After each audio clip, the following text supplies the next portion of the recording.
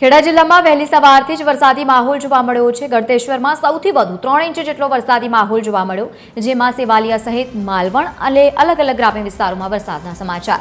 યાત્રાધામમાં જ પ્રમાણે વરસાદી માહોલ જામ્યો છે। મહત્વનું છે કે યાત્રાધામ ફાગવેલમાં પણ 1 ઇંચ જેટલો વરસાદી માહોલ જોવા મળ્યો। ભારે વરસાદ બાદ નીચાણવાળા વિસ્તારો પાણીમાં ગરકાવ થયા છે।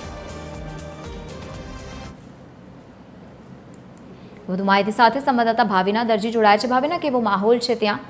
વરસાદની હજુ ચોમાસાની સત્તાવાર રીતે એન્ટ્રી નથી થઈ, પરંતુ તેમ છતાં વરસાદી માહોલ જામ્યો છે। જી ચોક્કસથી લવલીન, આમ તો ચોમાસાની સત્તાવાર એન્ટ્રી નથી થઈ, પરંતુ સમગ્ર ગુજરાતમાં હાલ વરસાદી માહોલ જામ્યો છે। ત્યારે આજે સવારે 6 થી 8 દરમિયાન ખેડા જિલ્લાના ગળતેશ્વર તાલુકામાં ગુજરાતમાં સૌથી વધારે 65 મિલીમીટર એટલે કે આશરે 3 ઇંચ જેટલો વરસાદ નોંધાયો છે। ગળતેશ્વર તાલુકાના સેવાલિયા, માલવણ, થર્મલ સહિતના જે ગ્રામ્ય વિસ્તારો છે તેમાં સતત વરસાદના કારણે અનેક નીચાણવાળા વિસ્તારોમાં વરસાદી પાણી ભરાઈ ગયા હતા। હાલ પણ વહેલી સવારથી અત્યાર સુધી 3 ઇંચ જેટલો વરસાદ વરસ્યા બાદ ધીમી ધારે અહીંયા વરસાદ ચાલુ છે। આ સાથે ફાગવેલ તાલુકામાં પણ આશરે 2 કલાકમાં 1 ઇંચ જેટલો વરસાદ નોંધાયો છે।